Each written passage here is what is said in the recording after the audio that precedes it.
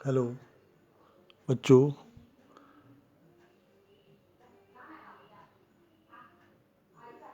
अध्याय 5 में जो आपको पढ़ना है मेंडल के पितृगति के नियम, मेंडल्स लॉ ऑफ इनहेरिटेंस।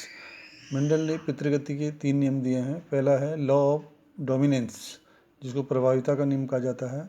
दूसरा नियम है उनका लॉ ऑफ सेग्रीगेशन अर्थात पृथक्करण का नियम, लॉ ऑफ सेग्रीगेशन पृथक्करण का नियम। तीसरा नियम उन्होंने जो दिया था वो है law of independent assortment, law of independent assortment अर्थात स्वतंत्र अपव्यवन का नियम। उन्होंने इसके लिए अनेकों प्रयोग किए और वर्षों तक प्रयोग किए और उसको अपनी एक पुस्तक में रखा। मेंडल ने जो प्रयोग किए थे, सबसे पहला जो एक बहुत सिंपल प्रयोग है वो आपके सामने यहाँ पर मैं प्रस्तुत कर रहा हूँ। इसमें मेंडल का एक संकर क्रॉस जिसको कहा जाता है, उसमें उन्होंने लाल रंग के पुष्प और सफ़ेद रंग के पुष्पों को चुना। मेंडल ने जब लाल रंग के पुष्प को चुना तो क्लियर कट लाल रंग के पुष्प जो दिख रहे थे उसमें 2 फैक्टर होते हैं, एक और इन फैक्टर को RR से दर्शाया जाता है। और जो सफ़ेद रंग के पुष्प थे उसमें भी 2 फैक्टर होते हैं, क्योंकि आप लोग जानते हैं गुणसूत्र भी हमेशा जोड़ी में होते हैं और उनमें जो जीन्स होती हैं जीन्स भी हमेशा फैक्टर्स में होते हैं और वो जोड़ी में पाए जाते हैं।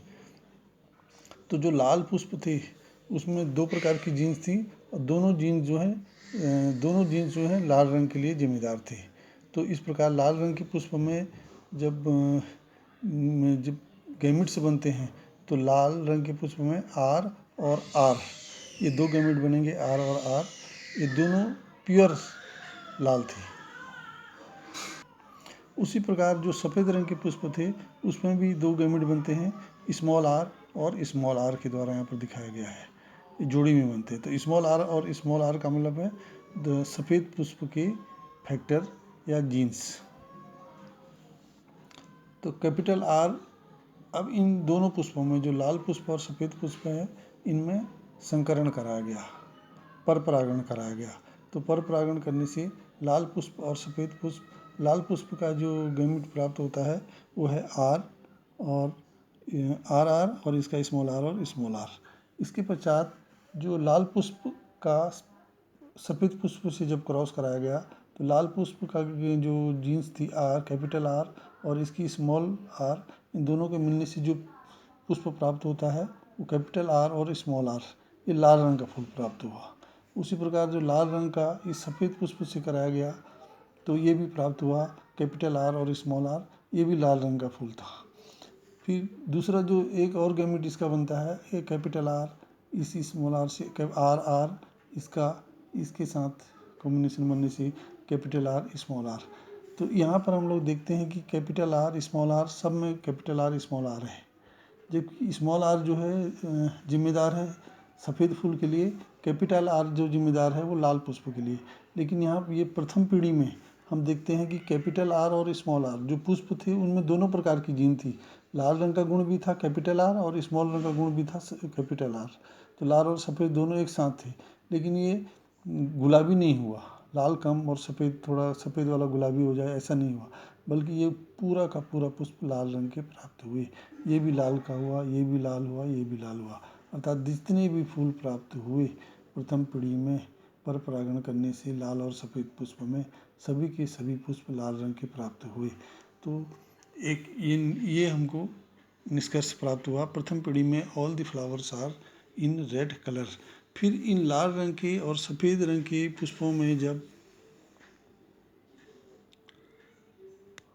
सेल्फ पॉलिनेशन कराया गया, स्वयं परागण, तो जो रिजल्ट प्राप्त हुए वो इस प्रकार के थे कि लाल पुष्प में 2 प्रकार के जीन्स थे, कैपिटल R और स्मॉल r, और दूसरे जो लाल रंग का पुष्प था उसमें भी 2 प्रकार के जीन थे, कैपिटल R और स्मॉल r। इन दोनों में सेल्फ पॉलिनेशन कराने पर जो ये R और इस R के मिलने से इस R और इस R के मिलने से जो मिलता है वो कैपिटल R, इस R और इस R के मिलने से जो बनता है वो कैपिटल R स्मॉल r। फिर इसके और इसके मिलने से बनता है कैपिटल R स्मॉल r, इसके और इसके मिलने से बनता है कैपिटल R स्मॉल r। इस पीढ़ी में हम देखते हैं कि ये दोनों R कैपिटल हैं, तो ये वाला फूल तो लाल था, दूसरा जो था जिसमें जीन कैपिटल आर और स्मॉल आर है ये भी लाल था। फिर वह तीसरा फूल जो कैपिटल आर और स्मॉल आर जीन थी जिसमें वो भी लाल था। लेकिन चौथा फूल जिसमें दोनों जीन्स स्मॉल आर थे ये सफ़ेद प्राप्त हुआ। नतीजा क्या हुआ कि द्वितीय पीढ़ी में या F2 पीढ़ी में या F2 जनरेशन में जो हमको पुष्प प्राप्त होते हैं वो टोटल होते हैं 4। 4 में से जो होते हैं वो 3 होते हैं लाल और 1 होता है सफ़ेद। तो लाल और सफ़ेद पुष्प में जो अनुपात होता है वो 3:1 होता है। और इस तरह से ये एक संकर क्रॉस के रिजल्ट प्राप्त हुए।